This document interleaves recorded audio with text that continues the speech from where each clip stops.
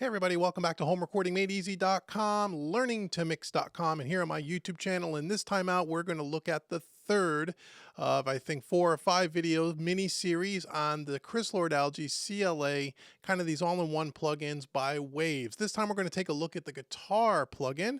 The last week we took a look at the bass plugin, and the video before that we took a look at the drum plugin. If you haven't seen those videos, go back to my YouTube channel there, look in the archive, or click the links below in the description box and go check out those videos. So before we get to this guitar plugin by Waves and Chris Lord-Alge, if you like what you see in this video, please hit that subscribe button.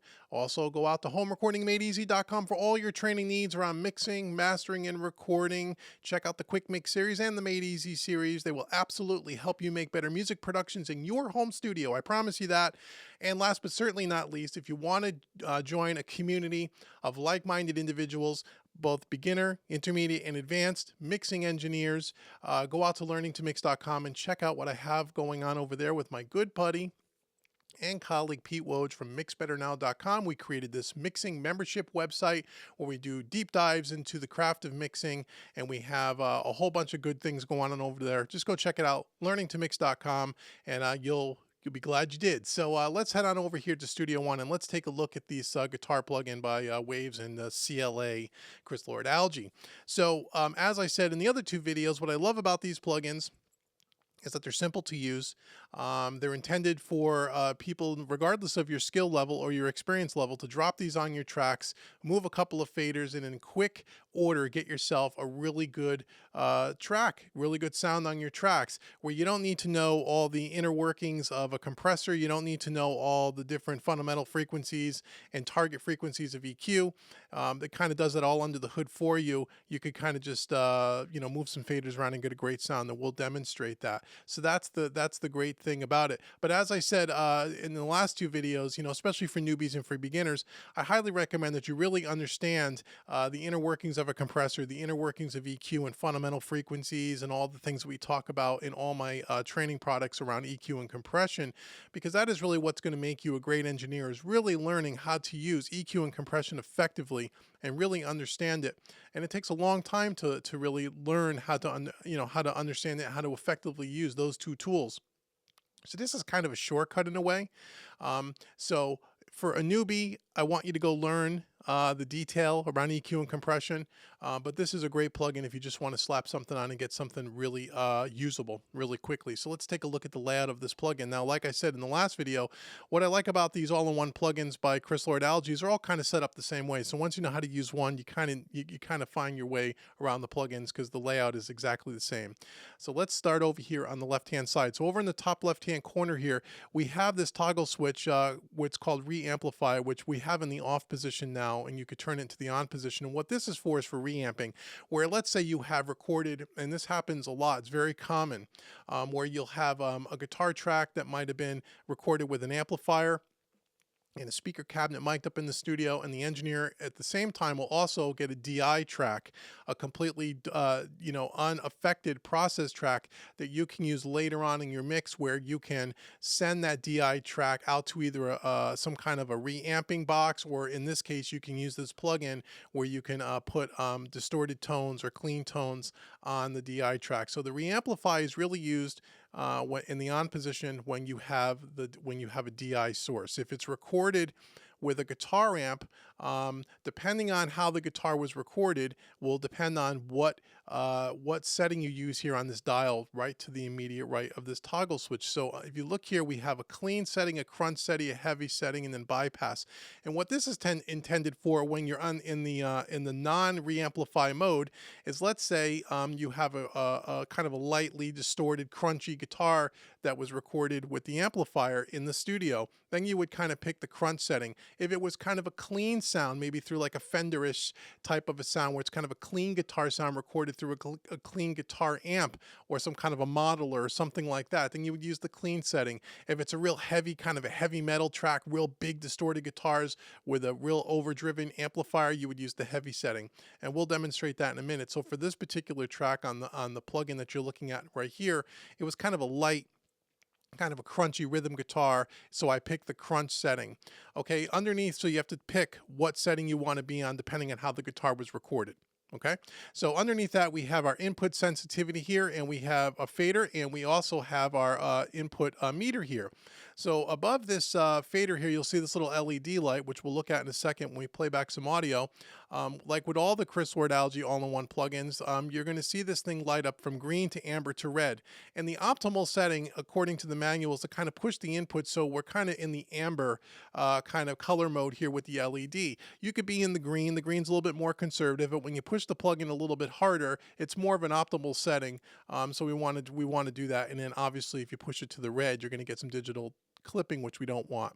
Okay, so in the center section of the plugin, we have our bass and our treble, which is our EQ controls here. And we have three different kind of modes to each one of those. So like here on the bass, if you click this arrow button here, we have the sub frequencies, the lower frequencies, and the upper frequencies. If you click it again, you turn it off. And because this is kind of a rhythm guitar, I wanted to take all the low end out and roll off the low end. Treble, we have, again, we have a bite.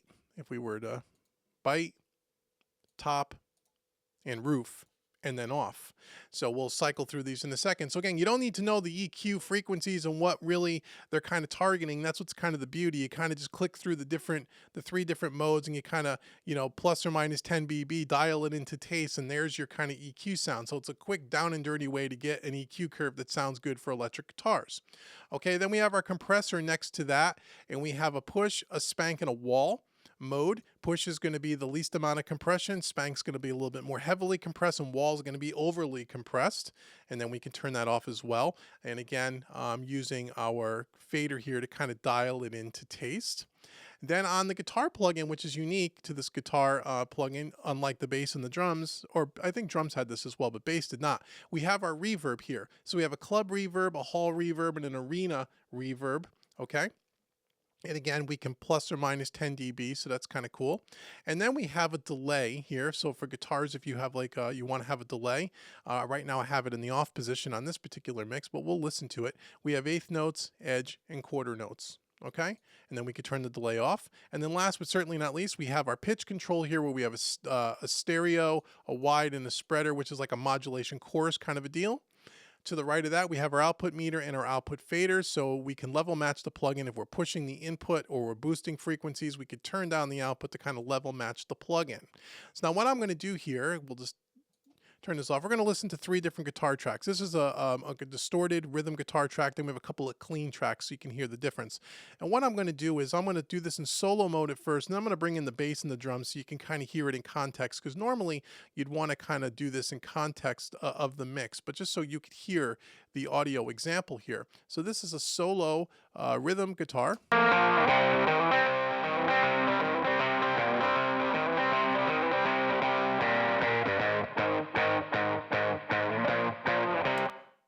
Okay, that's our process guitar. So I'm going to turn it off here and then bring it in so you can hear the difference. Here was the original guitar, how it was recorded with no processing.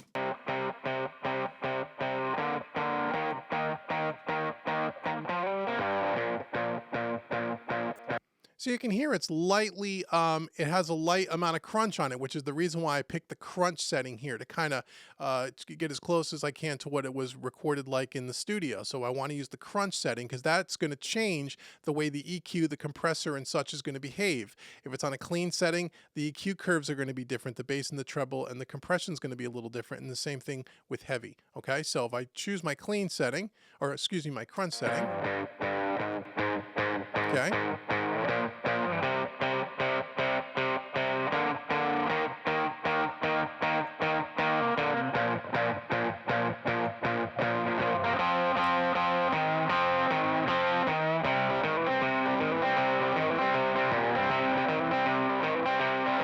So just by going on the bass and turning it up so you can actually hear it, you can cycle through sub, lower, and upper, and you can hear the low end of the guitar get a little bit more present.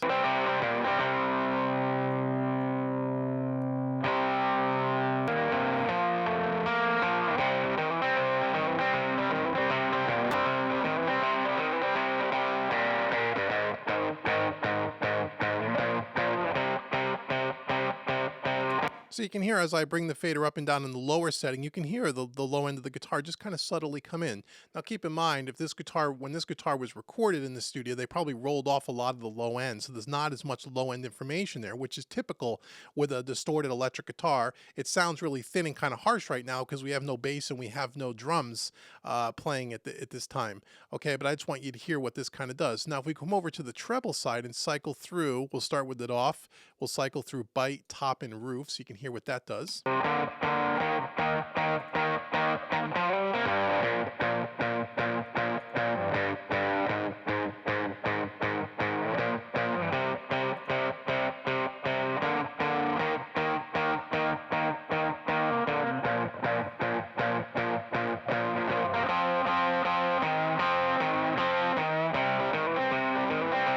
Okay, so that's our bass and our treble controls. Now let's take a listen to our compressor. Let me shut off the reverb for a second here. Let's listen to our compressor here. We'll start with it off and then we'll bring it into push, spank, then wall. We'll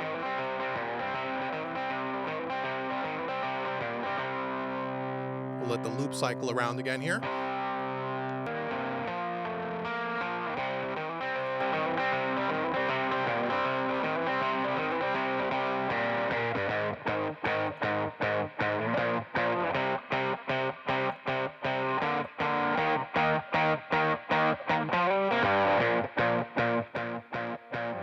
No compression.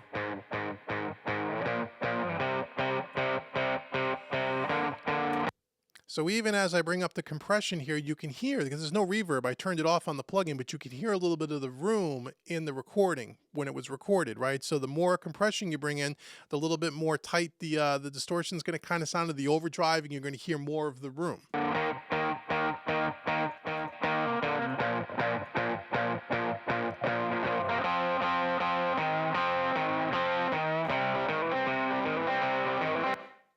And here's our reverb. So we have club, hall, and arena. It's all exaggerated so you can hear it.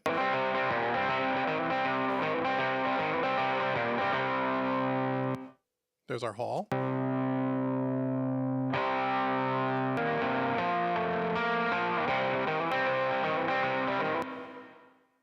there's our arena. Okay, so it'll be a little bit more subtle, maybe just on a club mode.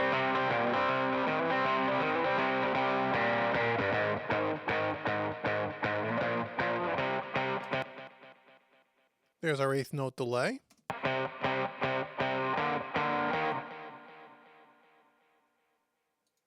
Gonna go to our quarter note. And our quarter note. Okay, we'll turn that off. We'll check out our pitch.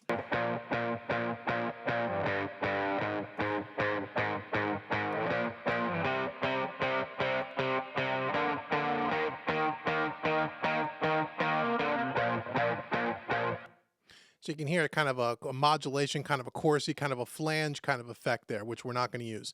So now let's just bring in the bass and the drums here and kind of dial this in with the bass and drums, because that's really where you have to do this. I just wanted you to hear what kind of goes on with the plugin. So let's bring our bass and our drums in.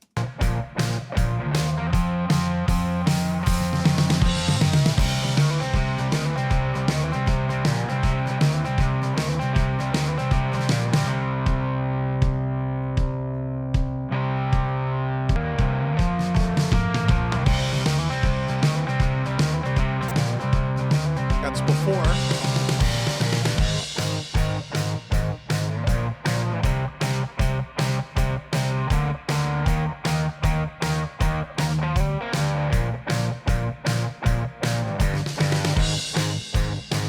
That's before.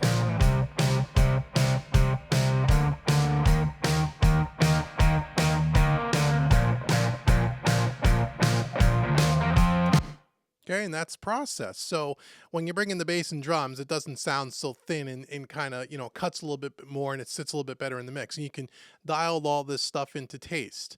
Okay, so now let's take a listen. Now we did a distorted guitar. Let's just take a look at this on kind of more of a clean guitar sound. So I'll mute this for a second. We'll also mute the drums and the bass again, and we'll just we'll turn on just the clean guitar so you can kind of hear what it does there. So we'll take a look at this one.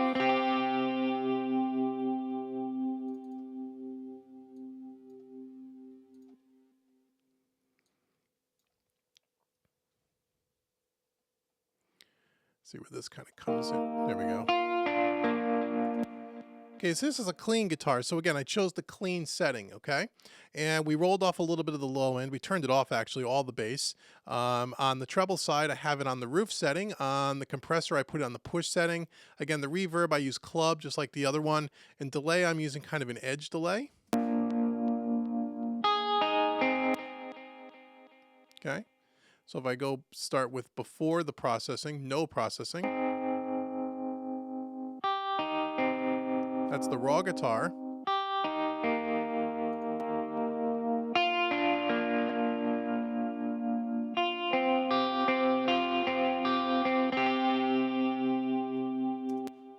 Okay, so I added some delay. I added a little bit of some stereo width to it as well. And I added a little bit of roof, a little bit of top end here to get it to cut through the mix. And I rolled off the low end, completely took it out. So when you sit in with the other guitars, because there's the other electric guitars playing, as well as the bass and the drums, we can get that kind of to sit in the mix a little bit nicer. So let's turn that here and let's see what we got. So let's...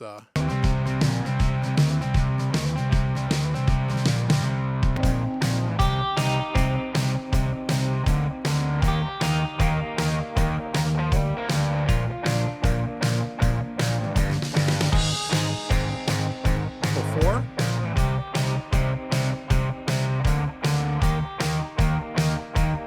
After.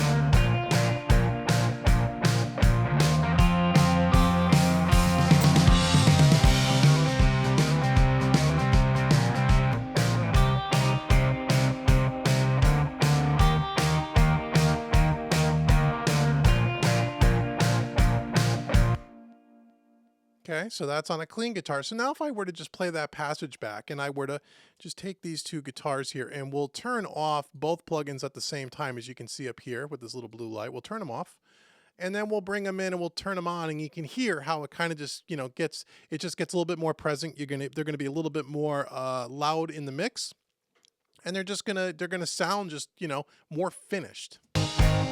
Here's before.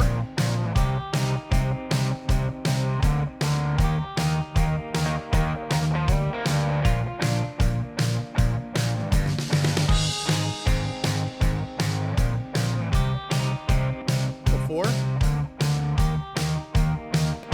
After.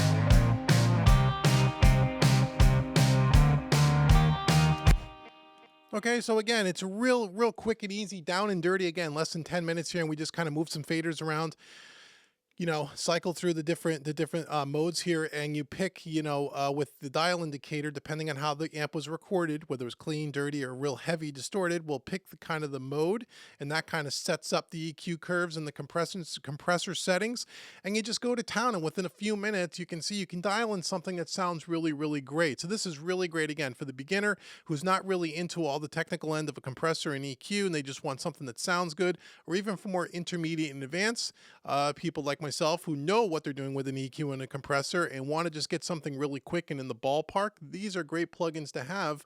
Chris Lord-Alge's done all the work for you under the hood. So I hope you found this video helpful. Again, go check out all of the CLA all-in-one plugins by Waves.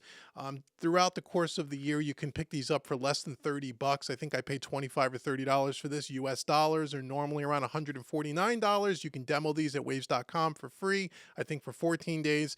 If you pick up the whole collection, you may even get a bundle pack price on that as well. And I just did a mix here where I used only these plugins for drums, bass, vocals, and guitars. And if you want to see that mix and the whole tutorial on how I use these in depth, go over to homerecordingmadeeasy.com and check out the January 2018 quick mix series. You'll see this mix in its entirety, go through all the plugins, all the settings, and how to use them. And I think you'll really like that. So again, quick mix 2018, January 2018, homerecordingmadeeasy.com. And until the next video, this has been Dave with homerecordingmadeeasy.com and learningtomix.com. Come back for the next video where we'll take a look at the next CLA all-in-one plugin, which will probably be the vocal plugin. So until next time, I will see you then. Take care.